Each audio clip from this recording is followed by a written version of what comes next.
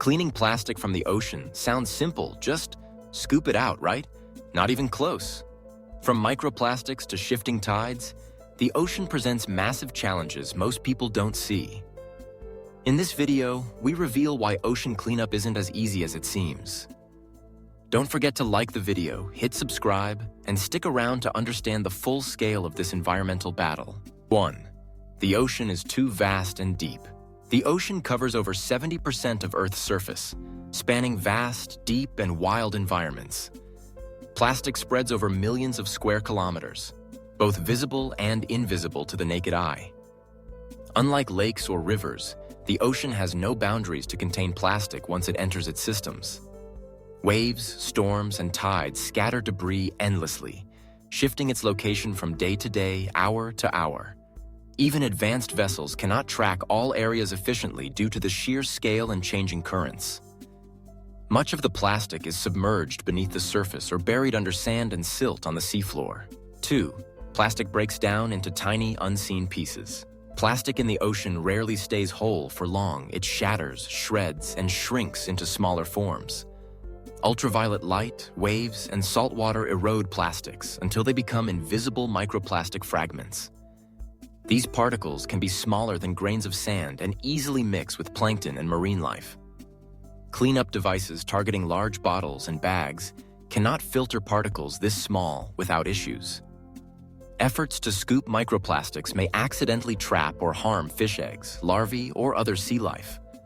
No simple net or barrier can collect microscopic debris spread across hundreds of cubic kilometers. 3. Plastic sinks, floats, and travels constantly. Not all plastic stays floating. Much of it sinks, hovers, or moves with unpredictable underwater currents. Depending on shape, density, and biogrowth, plastic may rise, submerge, or drift mid-water column.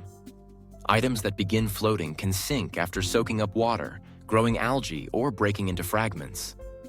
Sunken plastic settles on the ocean floor, where it becomes permanently trapped in marine sediment.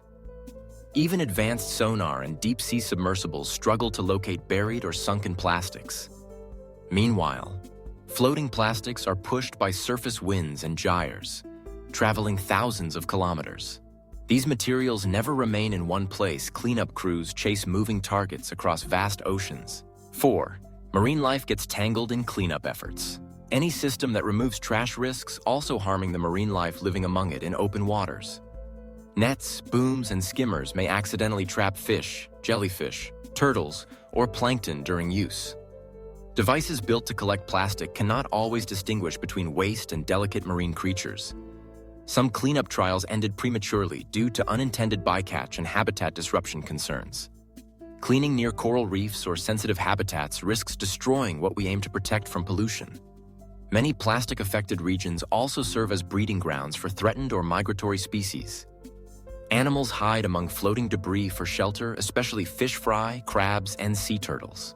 5. Cleanup efforts are expensive and slow. Removing plastic from the ocean is a time-consuming and financially intensive process. It requires ships, crew, fuel, navigation tools, maintenance, and disposal of collected plastic. Single missions can cost thousands per day, limiting access to only wealthy nations or donors. Ocean voyages take weeks or months and often retrieve only a fraction of the total floating debris. Most ocean plastic lies far offshore, requiring long trips from coastlines to reach high-density areas. Nonprofit organizations like the Ocean Cleanup rely on crowdfunding, grants, or sporadic support. No global government body funds full-scale cleanups regularly or offers consistent plastic recovery aid. 6.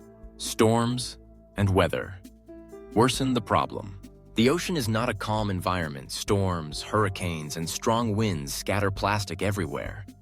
Just as cleanup systems begin to make progress, bad weather undoes days or weeks of collected work. Waves carry plastic deeper or back to shorelines, often recontaminating previously cleared areas. Storms also break larger items into fragments, multiplying the number of pieces to be captured. In rough waters, most cleanup vessels cannot operate safely or effectively collect floating waste. This seasonal interference slows progress, especially in tropical zones hit by frequent cyclones. Sudden floods and typhoons can inject thousands of tons of fresh plastic from land into the ocean. 7.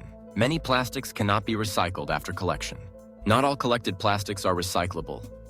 Most ocean waste is degraded, dirty, or mixed with organics. Bottles, bags, and packaging in the sea absorb salt, algae, oil, and heavy metals from their journey. These contaminants weaken the plastic and reduce its chances of being repurposed or melted cleanly. Recycling centers often reject marine plastics due to contamination or lack of identifiable resin codes. Only a few specialized plants accept ocean plastics, and even they have low throughput and high cost. This creates a bottleneck, millions of tons collected, but nowhere feasible to send them. Some groups convert plastics into fuel, bricks, or park benches, but not at meaningful global scale. 8. Ocean plastic keeps coming every day. While we clean existing plastic, new plastic enters the ocean every single day without fail. Rivers, drains, fishing fleets, and coastal cities continue to leak waste into open waters. Even with cleanup teams active, incoming plastic often exceeds the amount being removed. This is like bailing water from a sinking boat without fixing the hole in the hull. Prevention is the only permanent solution, but progress is slow due to economics and politics. Many countries lack waste systems or enforceable laws to prevent ocean dumping effectively. Corporations still produce trillions of plastic items, many destined to become ocean litter. 9. Legal and jurisdiction issues slow efforts. International waters are not governed by any single country, complicating enforcement and responsibility. Plastic floats across borders, making it unclear who owns the cleanup task or pays the cleanup cost. Even if a country pollutes heavily, it may deny responsibility for plastic found thousands of miles away. Treaties on marine pollution exist but lack teeth. Many nations ignore or delay their obligations. Legal loopholes allow ships to dump plastic waste under flags of convenience without facing consequences. No global tax funds ocean cleanup, and few penalties exist for large-scale plastic dumping violations. When no one takes ownership, plastic continues to flow, and cleanup efforts become underfunded. 10. The real solution is prevention, not collection. Despite noble efforts, we cannot clean our way out of the plastic crisis without prevention. The solution lies in stopping plastic at the source before it ever enters the environment. That means reducing production, changing materials, and shifting consumption habits globally. It means enforcing laws, redesigning packaging, and investing in sustainable waste management. Cleanup helps raise awareness, but prevention creates lasting change that protects oceans forever. We must treat ocean cleanup like an emergency, not a side project or feel-good branding campaign. Every piece of plastic we prevent saves hundreds in cleanup costs and untold ecological damage.